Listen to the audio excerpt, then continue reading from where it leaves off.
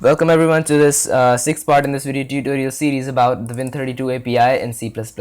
So in the previous part we had this output. So we worked with controls and we created two basic text controls. One of them was static control and the other one was edit. So the static control was just like a label, and the edit control actually you can enter some text in the edit control. So this is used for user input. So we were using this submenu item change title to change the text of the window to the text stored inside this edit box. There it goes, it changed the text. But usually the applications do not do it this way, but they have buttons down here which when you click them they perform these tasks like this. So it is more desirable to have button inside of going to the menu all the time. So in this video tutorial we'll first learn about buttons, and then we'll create a demo application with all the things that we have learned so far. So in the previous part we use this add controls function to add all the controls to the window. It is being called from a wm create case of the window procedure, and the add menus function adds the menus. So we are currently using this change title submenu item to change the text, but we'll just remove its functioning now. Its functionality will remove all this. So this menu is being appended here. So its identity is change title, which is passed as a w parameter to the window procedure whenever this menu item is clicked. But now we'll change it. So we'll set its identity to null, so that now when we press the menu item nothing happens. So this is not its identity anymore, and we'll change its text to submenu item. So it just does nothing now. We just removed all its functionality, and here is the constant that we defined here for its identity. We'll just keep it as it is because we are going to use that for the button now, and the same code that was executed on clicking the menu will now be executed on clicking the button, because we'll not change this case. We'll use the same identity for the button. So all the logic that we programmed in the previous part is still here.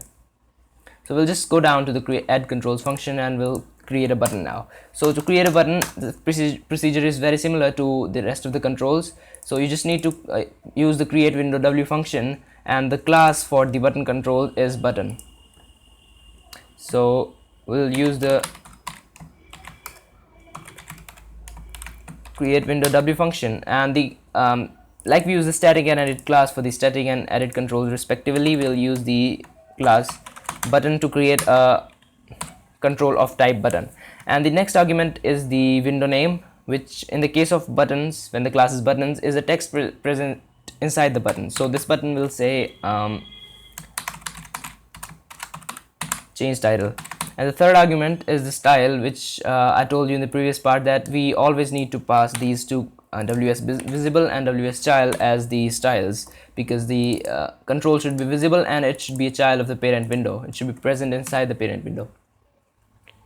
And we will not worry about other styles of buttons here, and we'll just move on with what we have done. And so the next argument is the x and y position. First the x position and then the y position. So according to the window coordinate. So here is the diagram from the previous part. And so the static control was located at 100 pixels from the x-axis and 200 units on the y-axis. And the edit controls was located at the point 100, 152. So its width was actually 50 units, and there was extra 2 units margin here. So if you want to place the button here below this, then we'll keep the dimension, its width and height same as the controls above, and its position will be 50 units from here, and the unit margin of 2 units. So this will be 104. This point will be 104 on the y-axis, sorry 204. 152 plus 50 plus 2 is 204 on the x-axis, and on the y-axis, and on the x-axis is just the same. So 204, 100. So this is what we'll use. First argument is the position on the x-axis, which is 200, and on the y-axis it is 204. And then the width and height of the window, we'll just keep the dimensions of this control same as the dimensions of the controls placed above it, so that it'll come in perfectly in the line with all these three controls. So width and height same as the controls which are listed above. And the next argument is the parent window, so handler of the parent window. So we just did all that in the previous part. We passed the handler of the parent window when we call this function from the wm create case of the window procedure. So we have the window handler of the parent window here, and we'll pass it now. And the next argument is the h menu, which is actually used for the identity in case of the buttons. So we'll keep it null. Our button will not have any functionality. We just want a dummy button on the screen. We'll just worry about this in a while. So other three arguments, as I told you in the previous part, you'll always keep null for the controls unless you need them. So now we'll build and run the application, and now here we get our button, but it does not have any functionality yet, and we'll work on adding that now. So we had this constant called change title for the menu item for changing the title, and the case has already been handled here in the window procedure. So we can just so the third last argument takes the h menu, which is used for the identity of the button. So we'll just change title. So this is the identity of the button now, but the argument is parameter is of the type h menu, so we need to cast it to type h menu using the typecasting. So now we have an identity for the button. So whenever you click this button, this case will be called, which we defined in the previous part. So now let's see what happens. Better run the application, and there we go. I'll enter some text into it, and I'll click the change title button, and it changes the title to hello. So this is working, and now we'll proceed on creating our demo application.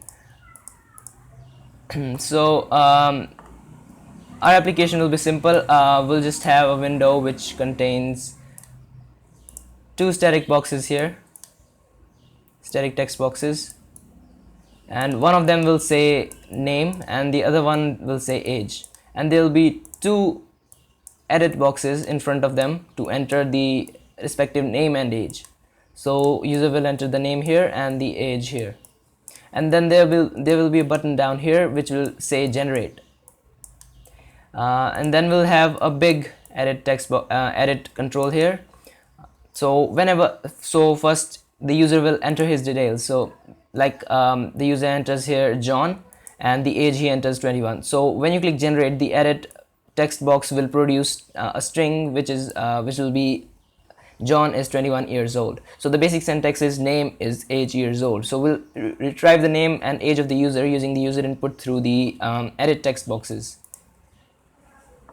So the first step here will be removing all the controls that we added so far. So we'll remove the controls, and the next will be when we were handling the controls using this in the window procedure, the change title, we'll just remove this, and we'll keep the menus as it is. Will not disturb the menus, we do not need them. And I'll go above here, and I'll also remove this constant called change title, and I'll remove the handler we declared for the edit control. We'll need to declare them all again. We will have more edit controls. So first we'll start with creating the static controls. You can actually assign any position what you like, but I'll just keep or you can just assign the same coordinates as I do, or you can always experiment and you can always assign the coordinates as you like to the positions to these controls as you like. So first will be static, and it'll say name and the style visible and child. It'll not have any border, it looks fine without a border, and the position will keep it 100 on the x-axis and on the y-axis 50, and the width and height will keep the width 98, although I could have kept it 100, but I need margin of 2 units and I'd like to start the next control on the 100th position, so I'll just keep its width 98 and the height 98, and width will be 48. 38 will look fine. And the next argument, the parent, and the next argument will be identity. We don't the identity, we do not need any identity, and the rest of the 3 arguments null. So below this now I'll create, so after this we need to create an edit box in front of this static text box. So it'll be edit, it'll have no text here. You can just pass this argument as null, or you can just keep it, oh I forgot the prefix. You can pass either null here, or you can just pass an empty string here. So this edit box by default will contain nothing, and it'll have a border. It always looks good with border. So edit style, and its position on x-axis will shift by 100 units, so it'll be at 200, and on the y-axis it'll be at the same position. Now we'll build and run this to check if this is working fine.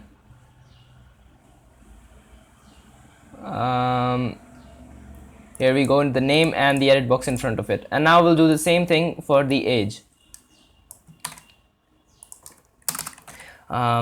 In case of the age, we'll first change the text to age and then we'll change its y position 40 units downwards. So it was 50 earlier and now it'll be 90. And you can always build and run to check if you are getting the correct format. There it goes, it's perfect. And we need a button below this now, so I'll just copy the text from here. So this is the button control, and visible child, it will not have any border. I'll just remove this, and its position on x-axis I like to keep 150. You can try any values you like, and this I'll like to keep 140. And let's see if this button is working. We'll assign the identities later on and the handlers later on. Okay, the button is working, but it does not have any text, so I'll just add text, generate. And now we need an edit text box below this, a big one, which will contain the output string. So it is of the type edit visible child border, and x position will be 100, y will be 1, 200 will be fine, and the width will be 300, height will be 200. Let's see if this is positioned perfectly on our window.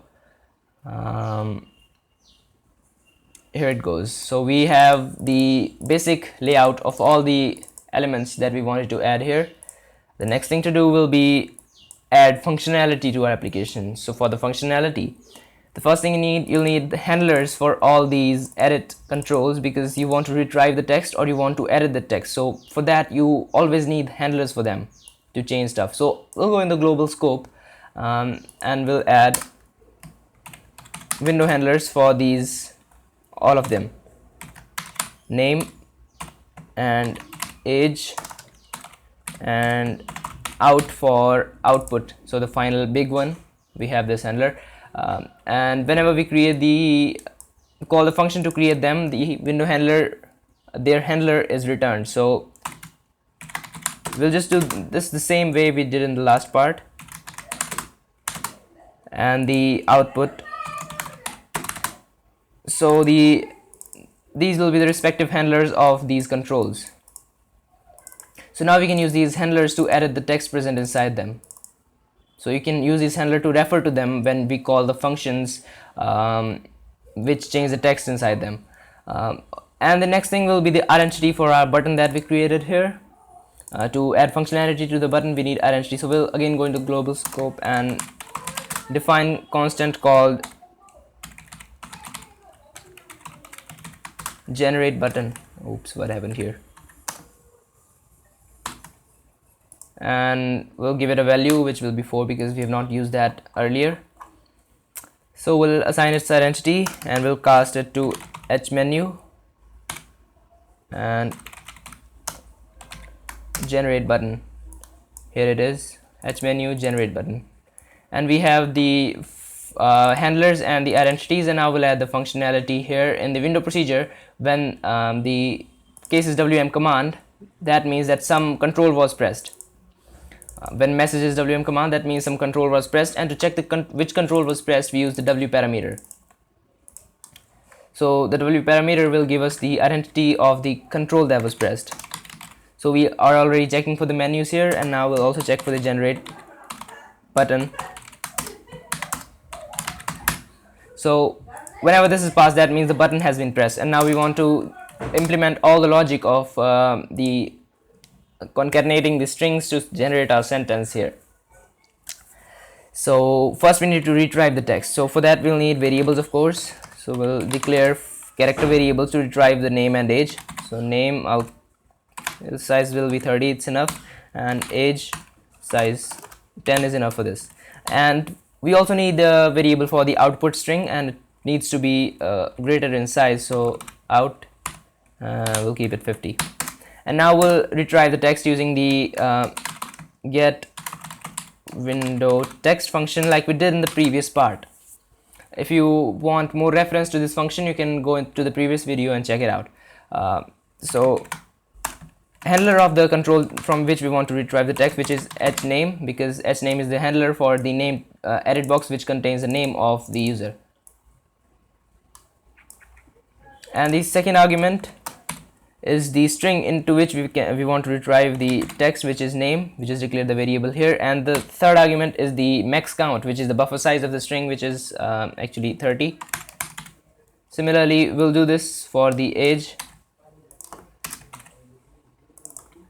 age, the handler for the age, and this will be age, and we'll retrieve the text into this variable, and the size will be 10. So we have the age of the user and name of the user inside these strings. And now we want to concatenate this with the out string. We want to copy the stuff into that. We want to add text into it. So for that, you might need the functions you will need the functions to perform string operations, which are present actually inside the std standard library header file. So you'll include stdlib.h. So the string functions which we're going to use here, if you want more explanation on them, you can actually check out the reference for C++, although I'll just give a brief description of how these function works. So So the first one of them is strcpy. So this is used to copy a string into another. So the first argument is the destination, the string into which we want to copy, and the second argument is the source, the string that we want to copy. So the first is, it takes arguments of the type char. So that's why we did not use wchar here, because this function only takes char arguments. So we want to copy stuff into out, and we want to copy, what we want to copy will be the name. So we will first copy name, and now it will say name is age years old, so the next word should be is. So now we'll not use the copy function, but we'll use a concatenation function which joins to which appends stuff into a string. strcat, it's called strcat concatenation, string concatenation. So destination is out, and we'll add is to the string. So this is just appending, we're just appending stuff to it. And now we'll do this again, and now we'll append the age. So the name is age years old. So now we'll say age, and now we'll do this again, and now we'll say years old.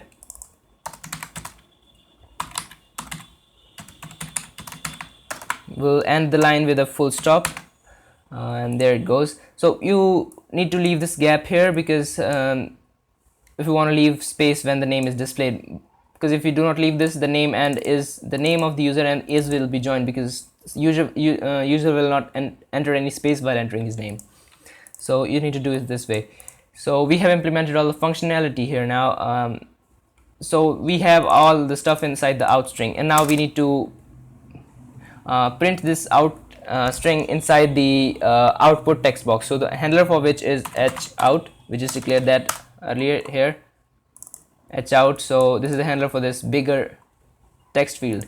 So now what we'll do is we'll use the set window text function.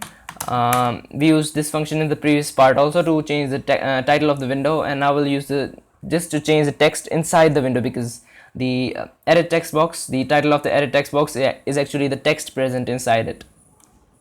So the handler will be hout, and the text will be out. So we'll set this as a title of this window. So this is actually an edit text box, so this will be the text present inside this text box. And now we have our case here. We have implemented all the functionality, and now we'll just build and run and check if this is working. Here it is, and now I'll enter name. and now I'll enter age and I'll click generate. So it says John is 21 years old. So now you can change the values. You can press the generate button again, it'll generate the string again.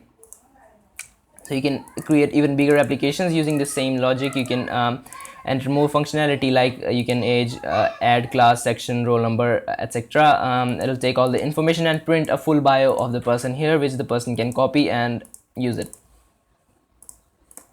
So this is all for this video, and if you like the video, please like, share and subscribe.